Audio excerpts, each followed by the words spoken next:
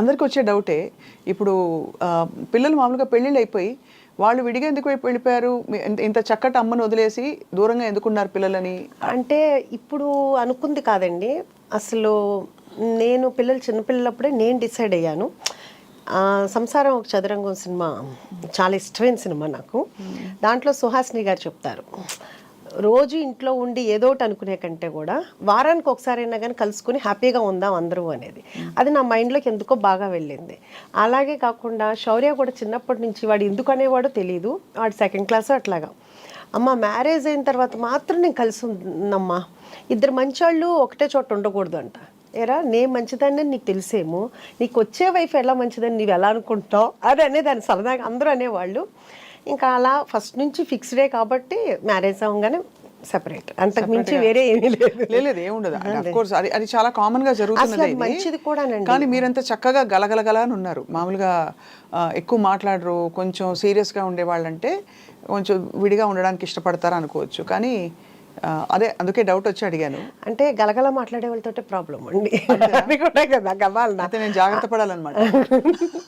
అంటే అలా అని కాదు, ఎందుకంటే ఏమో ఎవరి ప్రైవసీ వాళ్ళకు ఉంటే బాగుంటుంది, అది బాగుంటుంది అని నా ఫీలింగ్. అంటే అందరు ఒక్కొక్కరికి ఒక్కొక్కటి ఉంటుంది, నాకైతే అలా అనిపిస్తుంది. ఎందుకంటే వాళ్ళ ఫ్రెండ్స్ వస్తారు, వాళ్ళ కంఫర్ట్ ఇదిగా ఉంటుంది. ఇప్పుడు నాకుంది, నా ఫ్రెండ్స్ నాకు కూడా వాళ్ళు ఉన్నారంటే రావటానికి వస్తారో రారో తెలియదు కదా, నా చుట్టాలు కానీ నా ఇది కానీ, నాకు ఫ్రీడమ్ నాకు ఉంటుంది. అదే అది యాక్చువల్లీ చాలా ప్రాక్టికల్ డెసిషన్. ఇప్పుడు చాలా మంది మా అత్తయ్యలు కానీ మా పిన్నులు కానీ అట్లా ఒకవేళ ఇన్ కేసు హస్బెండ్ ఉన్నా లేకపోయినా వాళ్ళు కూడా అందరూ ఆడపిల్లలు ఉన్నా చక్కగా దూరంగానే ఉంటున్నారు, వస్తున్నారు 10 రోజులు ఉంటున్నారు వెళ్తున్నారు, కానీ ఎవరికాళ్ళు దూరంగానే ఉంటున్నారు. అది హ్యాపీగా ఉంటుంది ఎవరికైనా. అవును అవును.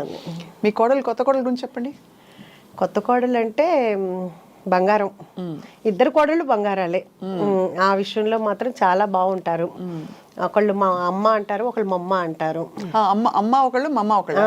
పెద్ద కోళ్ళేమో అమ్మ అంటది, రెండో కోళ్ళేమో మా అమ్మ అంటది, డాడీ నాన్న అంటారు. ఇంకా అట్లా మనం ఏమీ చెప్పలేదు, వాళ్ళంతటా వాళ్ళే ఫస్ట్ నుంచి అట్లా పిలుస్తారు. మనం కూడా ఆ రోల్ని అలాగే ఫుల్ఫిల్ చేయాలని మనస్ఫూర్తిగా కోరుకుంటున్నాను. వాళ్ళు ఎలా పిలిచారో మనం కూడా అలాగే ఉండాలి అని. సో మరి శౌర్య పెళ్ళప్పుడు మెనూ డెసిషన్ మొదలుకొని అని మీరు ఎలా ఇన్వాల్వ్ అయ్యారు?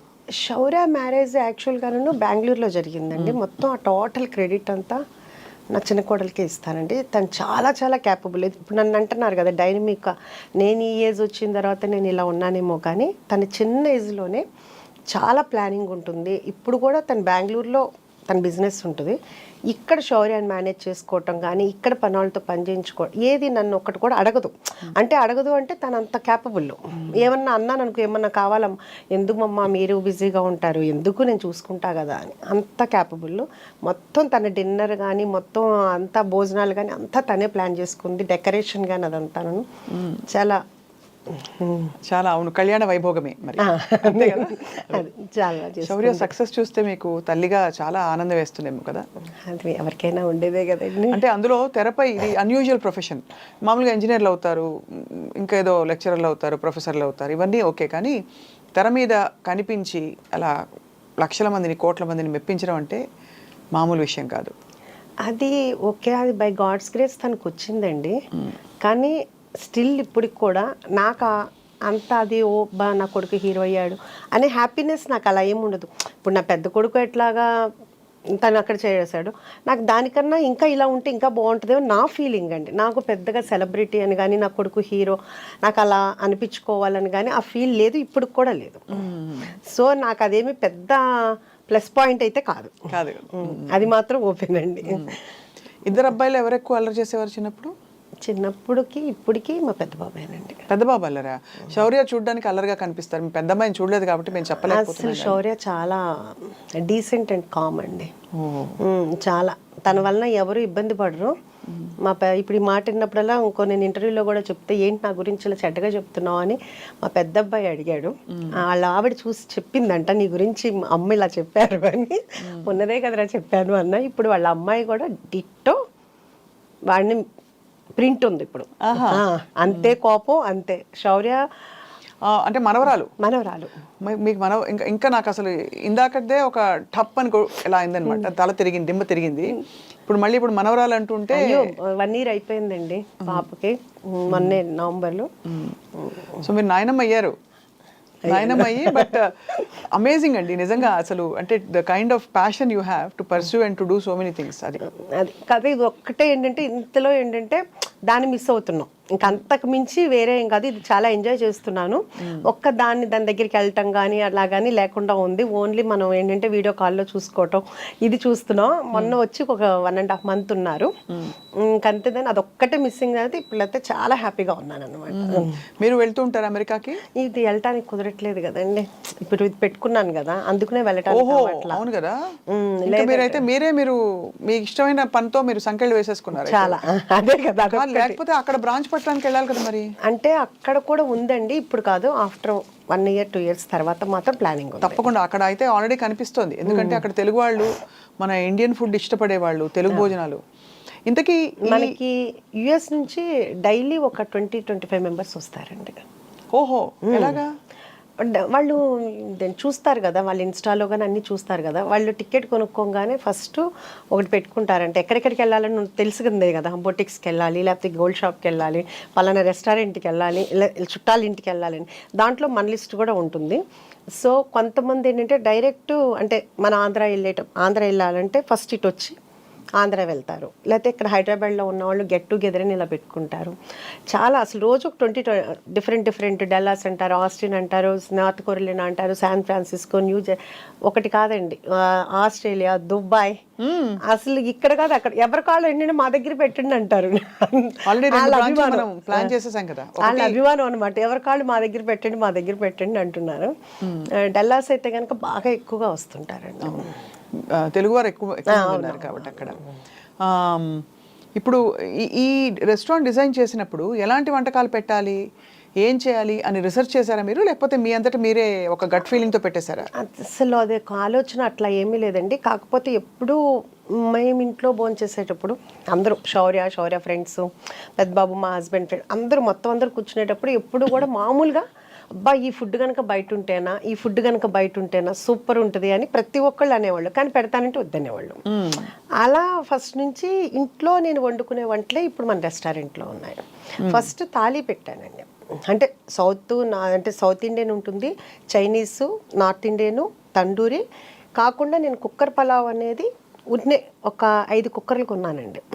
అది ఇప్పుడు దాకా ఎవరికి తెలియదు కదా అన్న ఉద్దేశంతో నేను కుక్కర్ పలావ్ ఇంట్లో చేసినట్టు చేద్దాము, ఎవరి కుక్కర్ వాళ్ళకే రెడీ చేసి ఇద్దాము అని ఒక 5 కుక్కర్లు కొన్నాను. తాళి ఒకటి పెట్టానండి. తాళి పెడితే ఒక 1 month బాగా నడిచిందండి. ఆ తర్వాత ఈ తాళీలో మొత్తం అండి అన్నం, పప్పు, కూర, అన్ని మొత్తం అండి, చాలా అంత మజ్జిగ పులుసు, పచ్చి పులుసు, పప్పుచారు, రసము, ఒక పులిహోర, లేకపోతే ఏదైనా ఫ్లేవర్ రైస్, ఒక స్వీటు, పప్పు కూర, ఒక ఫ్రై, రోటి చట్నీ, మొత్తం అన్ని కర్రీ, అన్ని పులుసు, అన్ని అంతా. అది బాగా ఉందండి, అది బాగా పెట్టాలని అనిపించేది. పెట్టాము, అలా ఒక 1 month రన్నింగ్ అయింది, బాగుంది. కానీ తర్వాత అనుకోకుండా ఈ కుక్కర్ పలావ్ అనేది లైమ్లైట్లోకి వచ్చేసింది. వచ్చిన ప్రతి ఒక్కళ్ళు మనకి 95% కుక్కర్ పలావ్ లేకుండా ఆర్డర్ చేయరండి కంపల్సరీగా. సో ఆ బిజీలో ఈ తాళి అనేది వెనక్కి వెళ్ళిపోయింది. ఇంకా దాంతో ఏంటంటే ఇప్పుడు తాళి ఆపేసాము. ఆ ప్లేస్ కూడా కొంచెం చిన్నది మనకి, సో 2 కావాలంటే కనుక కష్టం అవుతుంది. రేపు కొంపల్లో పెట్టేటప్పుడు అయితే తాళి ప్లాన్ ఉందన్నమాట. ఓకే, కుక్కర్ పొలం అంటే బేసిక్గా మీరు అన్ని వేసేసాక కుక్కర్లో పెట్టేసి ఆ ఇండివిజువల్ కుక్కర్ అలాగే సర్వ్ చేస్తారు? అంతేనండి, అంతే. అది కూడా ఎట్లా అంటే కనుక ఎవరి కుక్కరు అప్పుడు పొయ్యి మీద నుంచి రాగానే ఫస్ట్ డైరెక్ట్ వెళ్ళిపోవాలంటే మీకు పొగలు కక్కుతా వస్తుంది అనమాట. అందుకుని మనకేంటంటే ఇప్పుడు ఫస్ట్లో చాలా ఇబ్బంది అయింది. ఇప్పుడు ఏంటంటే ప్రీ ఆర్డర్ ఉందండి, వాళ్ళు వచ్చే ముందే కాల్ చేస్తారు. కాల్ చేస్తే మనం అన్నీ చేసి పెడతాము. వాళ్ళు వచ్చిన తర్వాత మనకి చెప్తే అప్పుడు మనం ఆన్ చేస్తాము. అప్పుడు 20-25 minutes పడుతుంది. వీళ్ళు ఈలోపు సూప్స్ లేకపోతే కానీ స్టార్టర్స్ అయ్యే లోపు అది కూడా వచ్చేది. ప్లానింగ్ కావాలైతే ఇప్పుడు చాలా హ్యాపీగా ఉందండి. కాకపోతే ఇప్పుడు కుక్కర్ పలావ్లో మళ్ళీ ఫ్లేవర్స్ ఒకటి పెంచామండి. అంటే ఫస్ట్ ఏమో మాంసం పలావ్, కోడి పలావ్, రొయ్యల పలావ్, వెజిటబుల్. ఇప్పుడు అందరూ ఒక్కొక్కళ్ళు 50 సార్లు 60 సార్లు తింటున్నారండి అక్కడికి వచ్చి కుక్కర్ పలావ్. ఇంకా వాళ్ళకి బోర్ కొట్టలేదేమో కానీ వాళ్ళు అలా తింటుంటే నా మనసుకు నచ్చట్లేదు. మీకే అసలు యాక్చువల్గా వాళ్ళు ఎవరూ అడగలేదు. అంటే ఒక తల్లిగా అనిపిస్తుంది కదా, అబ్బా పిల్లలకి ఏదో ఒకటి చేసి పెట్టాలి అనే ఫీల్ ఉంటుంది కదా. అట్లా నా దగ్గరికి వచ్చేవాళ్ళు వాళ్ళు అడగల, వాళ్ళు బోర్ కొట్టకుండా అదే తింటున్నారు. కానీ వాళ్ళకి ఏదో ఒకటి చెయ్యాలి అని ఇప్పుడు ఏంటంటే అన్నిట్లో పండుమిర్చి ఫ్లేవర్ కలుపుతాం, మటన్ కానీ వెజిటబుల్లో కానీ లేకపోతే కోడి పలావ్లో కానీ, అట్లాగే గోంగూర, అలాగే చింతకాయ, అలాగే అదేంటి ఇంకా అట్లా వాళ్ళకి ఏ ఫ్లేవర్ కావాలంటే మనం వాళ్ళకి అన్నీ చేసి పెడుతున్నాం అనమాట. అందుకే శౌర్యకి వంట వచ్చండి? శౌర్య బాగా వచ్చండి. అంటే వంట వచ్చా అంటే రుచులు తెలుసా అని? చాలా బాగా అండి, చాలా బాగా, అసలు చాలా ఫుడ్డీ అండి. కాకపోతే ఇప్పుడు లక్ష్య సినిమా అంటే 2019 నుంచి డైట్లో ఉంటుంది. ఇది పాపం సినిమా వాళ్ళకి అదొక ఇబ్బంది కదండి. అవునవును, సినిమా ఇండస్ట్రీలో ఉంటే చాలా. ఇప్పుడు అసలు తినమన్నా తినట్లేదండి. ఇప్పుడు ఏంటంటే మొన్న వచ్చి ఏరా ఏం తింటా అంటే, అమ్మ నాకు వద్దమ్మా అన్నాడు. అదేంట్రా ఏదో ఒకటి అంటే, నేను సలాడ్ తిన్నా అంటే మేము సలాడ్ చేస్తూ ఉంటాం. ఓహో మీకు సలాడ్ కూడా చేస్తారా అని ఇంకెళ్ళేటప్పుడు అన్నాడు. సరే ఈసారి చూడు నువ్వు నా సలాడ్ ఎంత బాగుంటుందో. ఓకే అందరికీ మేమేం చేయమేమో కానీ మా చెఫ్ చేస్తారు, చాలా బాగుంటుంది, మేము తింటాము అన్నా. అదే అండి, అందుకని ఇప్పుడు మాత్రం చాలా డైట్లో ఉంటున్నాడు. అవును, చాలా కష్టం కదా. మీరు మరి రెస్టారెంట్లో ఆఫ్ కోర్స్ భోజనం దగ్గర ఉప్పు కారం నూనె పడకపోతే కష్టం, మంచి రుచిగా ఉండాలంటే. మరి మీకు ఆలోచన వచ్చినప్పుడు హెల్తీగా పెట్టాలా, ఇలా చేయాలా, హెల్త్ రెస్ట్రిక్షన్స్ ఉంటాయా అని మీరు ఏం ఆలోచించారు ఉష గారు? అంటే నేను మనమైనా ఇంట్లో కూడా చేస్తాం కదా, ఇప్పుడు ఇంట్లో కూడా ఆలోచిస్తాం కదా. అంటే నేను ఇంట్లో ఎప్పుడు అలా ఆలోచించలేదండి. ఎవరైనా డైట్ చేస్తాననే నేను ఒకటే చెప్తాను, డైట్ ఎందుకు చేయాలి, తినేటప్పుడు తినండి, ఎక్సర్సైజ్ చేసేటప్పుడు ఎక్సర్సైజ్ చేయండి, పడాల్సింది పడాలి, భగవంతుడు ఇచ్చాడు తినటానికి. ఇప్పుడు అంతే కదండి, ఎప్పుడో అంటే ఒక ఏజ్ వచ్చిన తర్వాత ఎలాగో తప్పదు, ఇప్పుడు నుంచి డైట్ ఎందుకు అని నాకు ఇప్పుడు కూడా దాని విషయంలో మాత్రం నేను దానికి ఏకీభవించడం, ఎవరైనా చేస్తానని ఒప్పుకోను. పిల్లలు అనేది తినాలి, ఫుల్గా తినాలి అని. అందుకని నేను మా పిల్లలకి కానీ మా ఇంటి దగ్గరికి వచ్చిన అందరికీ ఫుల్గా పెట్టడమే నాకు అలవాటు, అలాగే తినేవాళ్ళు అందరూ. సో ఇప్పుడు కూడా నేను ఎక్కడ కూడా మన దగ్గర శౌర్య అడిగాడు, చెప్పాడు, అమ్మ ఏంటమ్మా నీకు జీడిపప్పు, మీకు ఏమైనా జీడిపప్పు తోట ఏమైనా ఉందా అని అడుగుతున్నారు నన్ను అందరూ. ఏంటి జీడిపప్పు నెయ్యి బాగా వేస్తున్నావు అంట కదా, బాగా పేరు వచ్చింది అన్నాడు. అవునరా మరి వాళ్ళు తినాలి కదా, మంచిగా ఉంటుంది కదా అని చెప్పి. అందుకు మన దగ్గర జీడిపప్పు నెయ్యి అన్నీ ప్యూర్ ఉంటాయండి. అంతా ఫ్యాట్ ఫుడ్ అని అనుకున్న రోజు తినరు కదండి, వారానికి ఒకసారి తింటారేమో. కానీ ఒకటి మన దగ్గరికి వచ్చేవాళ్ళు నేను రోజు మాట్లాడుతూ ఉంటాను, రోజు అంతమంది వచ్చేటప్పటికి నాకు కొంచెం మెమరీనే మామూలుగా తక్కువ. సో అడుగుతుంటాను, ఏమా ఎలా ఉంది, ఇది 11వ అండి, ఇది 50వ అండి, మీరు మమ్మల్ని పలకరించారండి, మేము హర్ట్ అవుతున్నాం, మీరు మమ్మల్ని గుర్తుపట్ల, ఇట్లా అంటుంటారన్నమాట అండి. సో అందరూ చాలాసార్లు వచ్చేసే ఉంటారు, ఈ వారంలో 3వ అండి ఇది, అట్లా చెప్తుంటారు. సో వీళ్ళందరూ ఇంత ఆదరించినందుకు నిజంగా వాళ్ళందరి నాకు ప్రతిసారి వాళ్ళు వస్తున్నప్పుడల్లా నాకు అసలు దేవుడు పంపించిన వాళ్ళకి మళ్ళీ అనిపిస్తారండి. ఎందుకంటే నేను లోపల పెట్టాను, మన యాంబియన్స్ కూడా ఎంజాయ్ చేస్తామని అంటారు, నాకు దాంట్లో అర్థం అవ్వదు. మీరు ఒకసారి చూసి చెప్పండి, అందరూ మీ యాంబియన్స్ని ఎంజాయ్ చేస్తున్నామండి అంటారు, చాలా నార్మల్గా ఉంటుందండి. అంటే వాళ్ళ అభిమానమో మరి ఏమో అర్థం కాదు. అట్లా నాకు ప్రతి ఒక్కళ్ళు కూడా నా ఫ్యామిలీలాగా అనిపిస్తారు. వాళ్ళు కూడా ఏంటంటే నేను వెళ్ళంగానే వాళ్ళు చాలా సంతోషంగా నాతో మాట్లాడతారు, మీకోసమే వచ్చామండి, మీ యూట్యూబ్ చూసాము, మీ ఇంటర్వ్యూ చూసాము అని అంత అభిమానంగా వస్తుంటే వాళ్ళందరినీ అసలు ఇప్పుడు నా పిల్లలు కొంచెం దూరంగా ఉన్నా కానీ అది మర్చిపోతున్నాను అనమాట. అంత చాలా ఆనందంగా ఉంది. మీరే స్టార్ అయిపోయారు ఇప్పుడు. అలా ఏం లేదు, అలా అభిమానం అండి. నేను ఇది ముఖస్తుతికి చెప్పట్లేదండి, బికాస్ ఒకటి మీరు మీ చక్కగా చిరునవ్వుతో మీరు ఎంత విల్లింగ్గా హ్యాపీగా పంచుకుంటున్నారు మీ విశేషాలు, అలాగే మీ భోజనం పెట్టే తీరు కూడా అర్థమైపోయింది, మీరు ఎంత మనస్ఫూర్తిగా పెడతారు. అవునండి, ఎందుకంటే అది మా మదరు అలాగే పెట్టేవాళ్ళు ఇంట్లో, మేము చిన్నప్పటి నుంచి అలాగే చూసి పెరిగాము. సో మాకు కూడా అదే అలవాటు అయిపోయింది. ప్రాపర్ ఎక్కడండి మీది? మాది ఏలూరు అండి. మా ఫాదర్ రెసిడెన్షియల్ కాలేజ్ అదంతా ఉండేది, ఆయన లెక్చరర్ అయ్యి తర్వాత రెసిడెన్షియల్ కాలేజ్ పెట్టారు. సో మేము చిన్నప్పటి నుంచి మా ఇంట్లో ఎప్పుడు మనుషులు ఉండేవాళ్ళు, ఎప్పుడు వండి పెట్టడమే అమ్మకు అలవాటు. ఇంకా అలా చూడటం వలన ఏమో కానీ మ్యారేజ్ అయిన దగ్గర నుంచి మా హస్బెండ్ ఫ్రెండ్స్ని తీసుకురావటం, ఆ తర్వాత పిల్లలు వాళ్ళ ఫ్రెండ్స్ అందరు ఇంట్లో ఉండటం, ఇంకా తర్వాత నేను ఐరా క్రియేషన్స్ స్టార్ట్ చేసిన తర్వాత అప్పుడు ఆఫీస్కి రోజు నేనే వంట చేసి తీసుకెళ్ళటం అంతమందికేను. ఎప్పుడన్నా అది నేను అంతమందికి ఒక్కొక్కరికి 4 కేజీలు 5 కేజీలు వండి చేసి తీసుకెళ్ళేదాన్ని. ఎప్పుడన్నా ఒకరోజు నాకు కుదరకో లేకపోతే ఊరెళ్ళో కర్రీ పాయింట్ దగ్గర నుంచి తీసుకొస్తే అస్సలు కదిలేవి కాదండి. ఏంటి తినలేదు అంటే మాకు నచ్చలేదు మేడం అంటే వాళ్ళు ఏంటంటే వాళ్ళ ఇంట్లో ఫైట్ చేసినట్టు మీరు వండితేనే మేము తింటాం అనేటట్టు ఉండేవాళ్ళు ఎవరికండి. అందుకని రోజు వంట చేసి తీసుకెళ్ళేదాన్ని. షూటింగ్ కూడా నేనే తీసుకెళ్ళేవాళ్ళు మొత్తం. అసలు ఫిల్మ్ ప్రొడ్యూసర్గా ఉండడం చాలా పెద్ద బాధ్యత కదండి. మీరు ప్రొడక్షన్లోకి దిగడం అప్పుడు మీకు ఏమేమి అంటే ఏంటి మీకు ఎక్స్పీరియన్స్ కానీ లేకపోతే ఇది ఇలా చేయాలా లేదా అని చిన్న చిన్న నిర్ణయాలు మొదలుకొని ఎలా మీరు అంత కాన్ఫిడెంట్గా దూసుకెళ్ళారు? యాక్చువల్గా చెప్పాలంటే నాకు అసలు డైరెక్టరు అన్నదే తెలుసు, హీరో హీరోయిన్, అంతేగాని డైరెక్షన్ డిపార్ట్మెంట్లో ఇన్ని ఉంటాయి, కెమెరామెన్నే ఇంత చేస్తాడు, అసలు దాని గురించి ఇంత కూడా నాలెడ్జ్. సినిమా అయితే బాగా చూస్తాము, సినిమా ఎలా ఉంది అని చెప్తాము, కానీ వెనకాల వర్క్ అనేది నాకు అసలు తెలియదండి. అయితే అప్పుడు నేను చేద్దాము అనుకున్నప్పుడు కూడా అన్నారు నీకు అసలు ఏమీ తెలియదు కదా ఏం చేస్తావు అని. నాకు మా హస్బెండ్ మా అబ్బాయి కూడా అన్నాడు, శౌర్య కూడా అన్నాడు. కానీ నాకు ఇప్పటికీ కూడా ఏదైనానండి చెయ్యలేను అమ్మో అని ఇప్పటికీ అనుకోను. ఏదైనా కానీ చేద్దాం. ఒకటి ఏంటంటే ఇంగ్లీష్ రాదండి, అదొకటి పెద్ద ప్రాబ్లము. మా ఫాదర్ ఇంగ్లీష్ లెక్చరరు, ఆయన పర్ఫెక్ట్ ఇంగ్లీష్ మాట్లాడాలి అనేటప్పటికి తెలియకుండా భయం ఉండిపోయింది. అంటే ఏది మాట్లాడితే తప్పు అని. ఆ భయం ఆయన వెళ్ళిపోయిన తర్వాత కూడా పోలేదన్నమాట. రాస్తాను, మాట్లాడాలంటే ఆ భయం అనేది పోయింది, భయం అనేది ఉండిపోయింది. అదొక్కటి తప్పితే ఇంకా నాకు ఏదైనా కానీ ఇది చెయ్యలేను అని కాదు, ఏదైనా చేద్దాము నేర్చేసుకుంటారు అసలు. అంటే అది ఏమి కష్టం అనిపించదండి, అదొక విల్ పవర్ అవ్వచ్చు, మరి దేవుడిచ్చిన వరమే అవ్వచ్చు అదే. సో అందుకని చేద్దామని అనుకున్నాము. అలాగే అనుకుని వెళ్ళాము, నేర్చుకున్నాము, 1 by 1 అలాగే చేసుకుంటా వచ్చాము. మీ వారి సపోర్ట్ వీటన్నిటిలో? మూవీస్లో తను ఆర్ట్ దాంట్లో ఇన్వాల్వ్ అయ్యేవాళ్ళండి. ఇంక మిగతాదంతా కూడాను శౌర్య కథలో చూసుకునేవాడు, డైరెక్టర్ కానీ వాళ్ళు కానీ.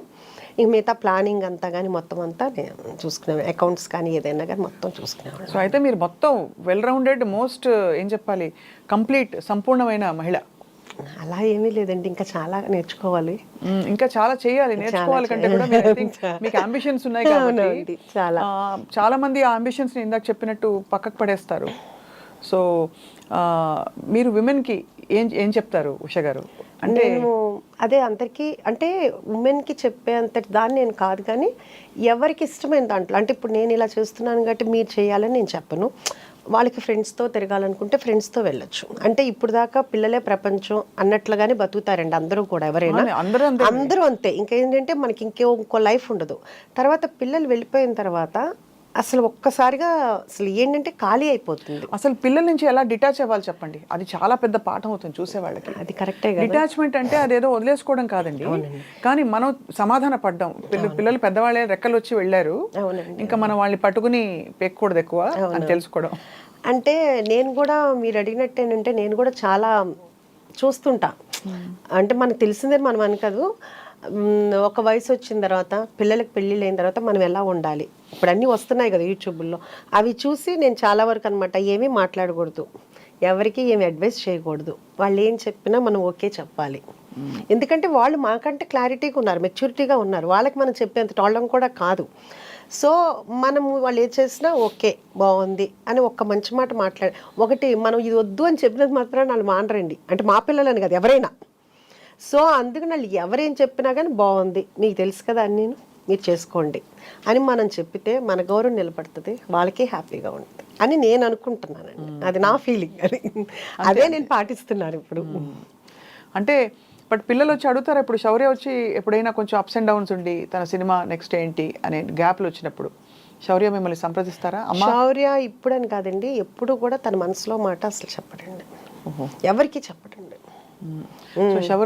శౌర్యకి సీక్రెట్స్ చాలా ఉన్నాయన్నమాట. సీక్రెట్స్ కాదండి, వాడు ఏమంటే ఇప్పుడు మా పెద్ద బాబు ఉన్నాడు అనుకోండి, ఈ రోజు కూడా కూతురు పుట్టిన తర్వాత కూడా వాడికి ఏదైనా చిన్న ప్రాబ్లం వస్తే అర్ధరాత్రి 3 ఫోన్ చేసి చెప్తాడు.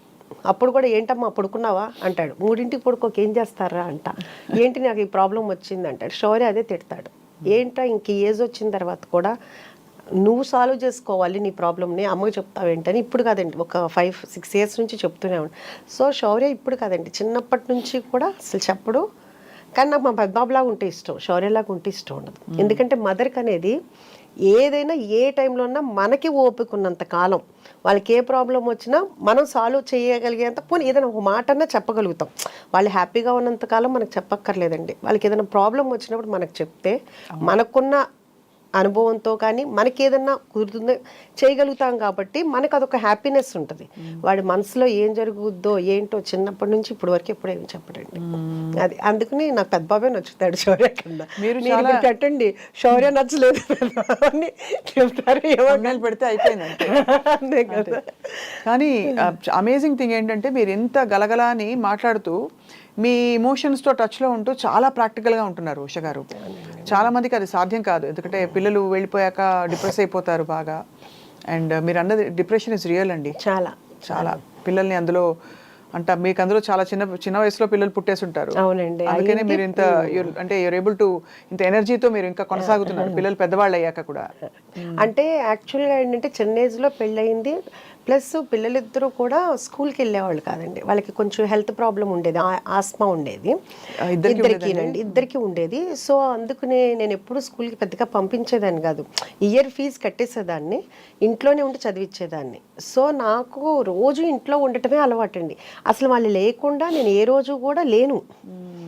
అంటే డే టైంలో కూడానండి, డే టైంలో కూడా ఎప్పుడు లేనమాట. ఇంటికి తలుపు వేసుకోవటం అనేది తెలియదు నాకు. అంత ఎప్పుడు జనం వస్తుండేవాళ్ళు, వెళ్తూ ఉండేవాళ్ళు. అలాంటిది ఒక్కసారిగా ఖాళీ అయిపోయింది. అది వస్తుంది అని తెలుసు, కానీ వచ్చినప్పుడు యాక్సెప్ట్ చేసి మనకి మనం అవ్వాలి అంటే కనుక కొంచెం టైం అయితే పడుతుంది. నా లైఫ్ టర్న్ అయిపోయింది. సో ఆయనకి, ఆ భూవరా స్వామికి కూడా నేను చాలా చాలా కృతజ్ఞతలు చెప్పుకోవాలి. అంటే అసలు నేను అక్కడికి వెళ్ళేటప్పుడు కూడా నాకు కొంచెం కాల్ లిగ్మెంట్ అయ్యిందండి. దానివల్ల కూడాను నేను ఏదో కొంచెం సైట్ డిస్ప్యూట్ ఉందని చెప్పేసి ఎవరో చెప్పారు, ఆ భూవరా స్వామి టెంపుల్కి వెళ్తే క్లియర్ అవుతాయని. దానికోసం వెళ్ళి దండం పెట్టుకున్నప్పుడు అక్కడ పంతులు గారు చెప్పారు, ఏదన్నా అనుకుని 7 వారాలు వస్తే కనుక మనం ఏ వారం అయినానండి, అంటే సోమవారం వెళ్తే సోమవారం, మంగళవారం వెళ్తే అలాగా 11 ప్రదక్షిణాలు చేస్తే అనుకున్నది అవుతుంది అని చెప్పారు. నేను ఇంకేమి అప్పటికప్పుడే అనేసుకున్నాను. అంటే హైదరాబాద్ నుంచి విజయవాడ ప్రతి వారం వెళ్ళాలంటే చాలా కష్టం అని కూడా నాకేమి అంటే నేను అనుకున్న తర్వాత నేను చెప్తే మా హస్బెండ్, ఉషా ఎట్లా అనుకుంటావు, రోజు వారం వారం రావాలంటే, మీరు వస్తే రండి లేకపోతే నేను వెళ్తాను, నేను మీ గురించి ముక్కోలా, నేను అనుకున్నా మీరు వస్తారని అనుకోలేదన్న.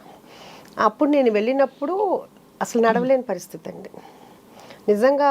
తర్వాత అక్కడ పంతులు గారులు కూడా చూసి వాళ్ళది ఏదో ట్రీట్మెంట్ ఉంది అక్కడ అని చెప్పేసి అక్కడ తీసుకోండి అని కూడా అన్నారు. అట్లా ఒక 3 వీక్స్ అట్లా కుంటుతూనే వెళ్ళాను, కారులో కూడా పడుకునే వెళ్ళాను. ఆ తర్వాత ఎప్పుడు ఎలా అయిపోయిందో తెలియదండి, మామూలుగా నడిచాను. అసలు నాకు తెలీదు అది క్యూర్ అయిపోయింది అనే విషయం కూడా నేను మర్చిపోయాను అనమాట. ఆ టైంలోనే నాకు ఈ థాట్ వచ్చిందండి, ఇది సైట్ చూడటము, ఇలా పెట్టుకోవాలనుకోవటము, అందరూ యాక్సెప్ట్ చేయటము, అదంతా ఏంటంటే కనుక అసలు మిరాకిల్. అప్పుడు దాకా నేను అంటే అసలు నా లైఫ్ చేంజ్ అనమాట అండి. సో మ్యాక్సిమం నేను ఇప్పుడు 1.5 ఇయర్ నుంచి ఎవ్రీ వీక్ నేను భూవరా స్వామి టెంపుల్కి వెళ్తానండి. అది ఏ టైము ఇంకా అసలు ఏ పనన్నా ఉండనండి, ఏదన్నా ఉండనండి. అంటే ఒకసారి 7 సోమవారాలు అనుకుంటాను, ఒకసారి 7 మంగళవారాలు, ఒకసారి 7 బుధవారాలు, అట్లా ఏదైనా కానీ అట్లా ఆ రోజు ఏది 6:100 వెళ్ళిపోతారు. అసలు మా హస్బెండ్ అంటారు, ఉషా ఇక్కడ బోల్డ్ పనులు ఉన్నాయి, ఎలా వెళ్తాం, ఆయన ఇక్కడ ఉంటారు మనం అక్కడికి వెళ్తాం, అది నా నమ్మకం. అబ్బా అంతే. అందుకని ఏదైనా ఉన్నాయండి. ఇంకా నేను అది మొన్న మేము అలాగే ఒక 2 వీక్స్ బ్యాక్ మేము టెంపుల్కి వెళ్ళాము. కరెక్ట్గా స్టార్ట్ అయ్యాము అక్కడ నుంచి. ఫుడ్ ఇన్స్పెక్టర్ మనది జరిగింది. కొంచెం మన ఇంట్లోనే మనం ఏదన్నా ఉంటే కంపల్సరీగా ఏదో ఒకటి ఉంటుంది. ఇంట్లో ఉన్నా కానీ ఫ్రిడ్జ్లో కానీ ఏదైనా అది తినకపోవచ్చు మనం, కానీ ఏదో ఒకటి ఉంటుంది, ఏదైనా పాడైపోవటం ఎట్లా ఉంటుంది కదా. కొంచెం టెన్షన్ అయితే అనిపించింది. అంటే నేను ఎప్పటికప్పుడు కెమెరాలో చూస్తుంటా, మాట్లాడుతుంటా, చెప్తుంటాను, అన్నీ చేస్తుంటాను.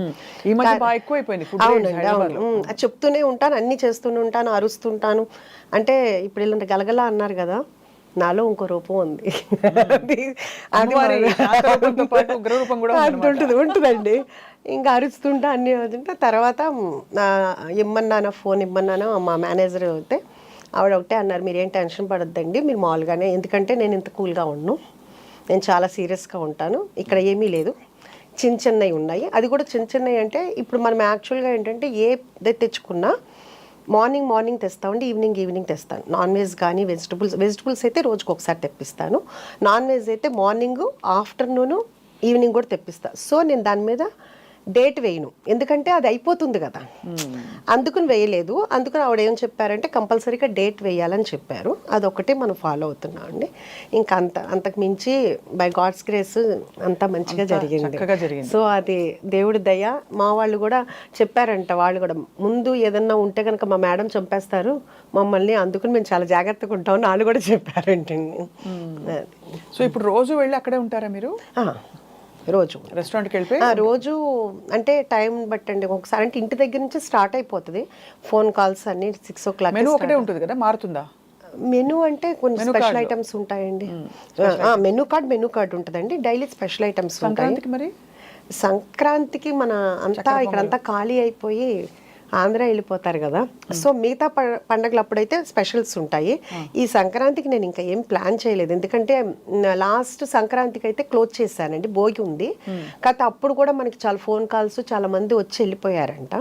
సో అప్పటి నుంచి ఇప్పుడు దాకా మళ్ళీ నేను లాస్ట్ సంక్రాంతి నుంచి ఇప్పుడు వరకు ఒక రోజు కూడా క్లోజ్ చేయలేదు. సో 365 days ఓపెన్ అయితే ఉంటుంది. ఈ సంక్రాంతికి ఏంటి అనేది ఇంకా డిసైడ్ చేయలేదు, ఇంకా అనుకోలేదు.